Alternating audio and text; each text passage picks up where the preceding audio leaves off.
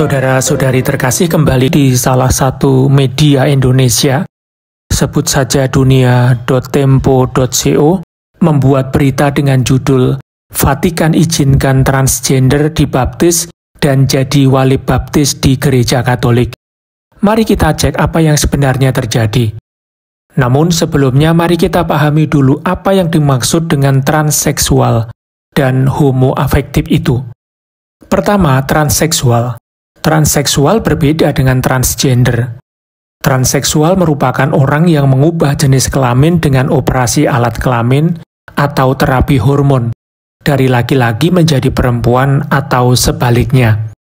Sedangkan transgender merupakan istilah umum untuk orang-orang yang identitas gender, ekspresi gender, atau perilakunya tidak sesuai dengan jenis kelamin yang ditetapkan sejak lahir. Mereka tidak terikat dengan orientasi seksual tertentu, sehingga bisa saja orientasinya heteroseksual, homoseksual, biseksual, dan lain sebagainya. Sementara homoafektif merupakan mereka yang memiliki ketertarikan seksual eksklusif atau dominan terhadap orang-orang sesama jenis, sebagaimana terdapat juga di dalam Katekismus Gereja Katolik nomor 2357. Pada tanggal 14 Juli tahun 2023, Dikasteri untuk Ajaran Iman menerima surat dari Monsignor Jose Negri, uskup dari Keuskupan Santo Amaro, Brasil, yang menyampaikan beberapa pertanyaan tentang partisipasi orang-orang transseksual dan homoafektif dalam sakramen baptis dan sakramen perkawinan. Setelah mengkaji pertanyaan-pertanyaan tersebut, Dikasteri untuk Ajaran Iman melakukan audiensi dengan Paus Fransiskus dan juga melakukan studi untuk menanggapi pertanyaan tersebut. Berikut ini beberapa pertanyaan dan juga jawaban dari Kongregasi untuk Ajaran Iman. Pertanyaan pertama, bolehkah seorang transseksual dibaptis?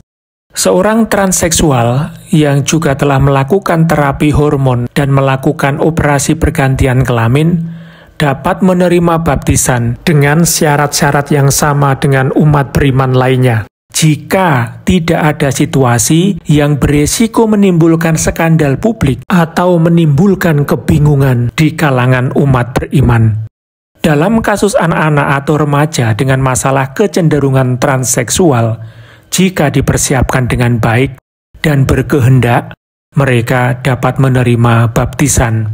Pada saat yang sama, hal-hal berikut harus diperhatikan terutama bila ada keraguan tentang situasi moral objektif dari seseorang atau disposisi subjektifnya terhadap rahmat.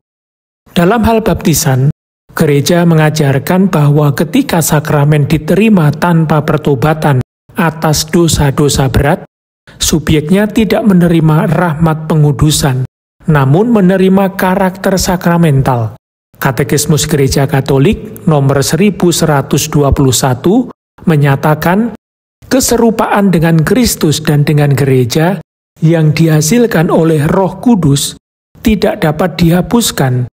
Ia tinggal dalam umat Kristiani selama-lamanya, sebagai bentuk kepekaan akan rahmat, sebagai janji dan jaminan perlindungan ilahi, dan sebagai panggilan kepada ibadat dan pelayanan gereja. Santo Thomas Aquinas juga mengajarkan hal tersebut, bahwa ketika penghalang bagi rahmat menghilang dalam diri seseorang yang menerima baptisan tanpa disposisi yang benar, karakter baptisan itu sendiri merupakan penyebab langsung yang membuat seseorang menerima rahmat. Berkenaan dengan situasi ini, Santo Agustinus dari Hippo mengatakan bahwa meskipun manusia jatuh ke dalam dosa, namun Kristus tidak merusak karakter yang diterima oleh mereka dalam pembaptisan, mencari orang berdosa, di mana dalam karakter tersebut membentuk seseorang menjadi miliknya. Dengan demikian, kita dapat memahami mengapa Paus Fransiskus ingin menggarisbawahi bahwa baptisan merupakan pintu yang memungkinkan Kristus, Tuhan, meneguhkan pribadi kita dan memasukkan kita dalam misterinya. Konsekuensi konkretnya adalah bahwa tak satu pun pintu sakramen-sakramen tertutup untuk alasan apapun. Hal ini berlaku secara khusus bagi sakramen baptis, yang merupakan pintu gerbang. Gereja bukanlah kantor bea cukai, melainkan rumah Bapa di mana selalu ada tempat bagi siapapun yang hidupnya berbeban berat. Jadi meskipun masih ada keraguan mengenai situasi moral objektif seseorang, atau keraguan berdasarkan kecenderungan subjektif terhadap rahmat, tidaklah boleh melupakan aspek kesetiaan Tuhan yang tak bersyarat, yang mampu menghasilkan bahkan terhadap orang berdosa yang selalu ada kemungkinan dan keterbukaan untuk berkembang yang tak dapat diduga sebelumnya. Hal ini berlaku juga pada seorang peniten yang tidak tampak pertobatannya. Namun seringkali kejatuhan baru bisa diprediksi, tidak mempengaruhi tujuan otentik. Dalam setiap kasus, gereja harus selalu ingat untuk menghayati sepenuhnya semua implikasi baptisan yang diterima, dipahami, dan diungkapkan dalam seluruh perjalanan inisiasi Kristen. Pertanyaan kedua, bisakah seorang transseksual menjadi wali baptis sebagai bapak atau ibu baptis pada saat pembaptisan?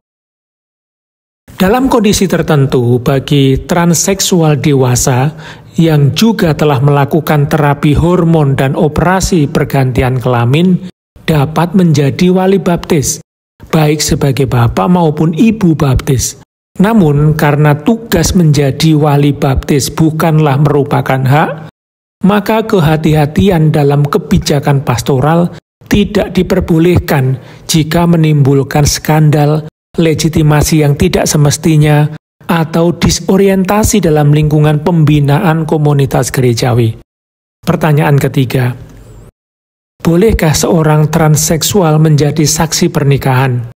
Dalam hukum kanonik atau undang-undang universal saat ini, tidak ada yang melarang seorang transseksual untuk menjadi saksi dalam perkawinan.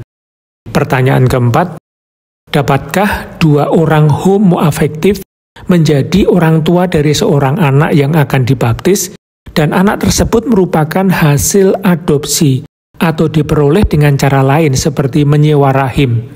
Syarat agar anak bisa dibaptis adalah harus ada harapan yang kuat bahwa ia akan mendapat pendidikan Katolik. Lihat Kanon 868, paragraf 1, nomor 2. Pertanyaan nomor 5, dapatkah seorang homoafektif tinggal bersama dan menjadi ayah baptis bagi orang yang dibaptis? Sesuai dengan Kanon 874, paragraf 1, nomor 1, dan juga nomor 3, siapapun yang memiliki kemauan dan kecakapan dapat menjadi bapak baptis atau ibu baptis dan menjalani kehidupan sesuai dengan iman dan peran yang diembannya. Lain halnya jika dua orang homoafektif hidup bersama terdiri bukan dalam hidup bersama yang sederhana, tetapi dalam hubungan yang lebih stabil, yang dinyatakan sebagai mure uxorio, atau sebuah perkawinan sebagaimana dikenal oleh masyarakat.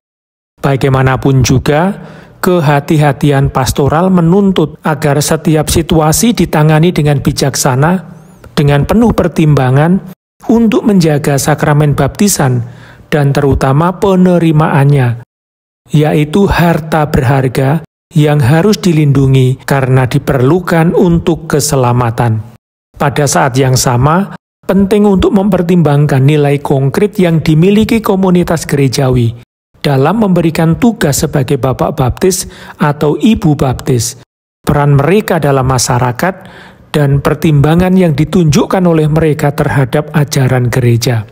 Akhirnya, perlu dipertimbangkan juga kemungkinan adanya orang lain di lingkungan keluarga yang dapat menjamin pewarisan nilai-nilai iman Katolik yang benar kepada orang yang dibaptis tersebut, sehingga tidak hanya menjadi wali baptis selama upacara baptisan saja, tetapi juga menjadi saksi dari tindakan baptisan itu sendiri. Pertanyaan nomor 6, Apakah orang yang homoafektif dan hidup bersama dapat menjadi saksi dalam sebuah perkawinan? Dalam hukum kanonik atau undang-undang universal saat ini, tidak ada yang melarang seorang homoafektif untuk menjadi saksi dalam perkawinan. Saudara-saudari, itulah penjelasan dari Kongregasi Ajaran Iman berkenaan dengan pertanyaan yang disampaikan oleh Monsignor Jose Negri, Uskup dari Keuskupan Santo Amaro, Brasil. Semoga ini bisa memperjelas dan memberikan klarifikasi tentang kebenaran berita tersebut. Terima kasih.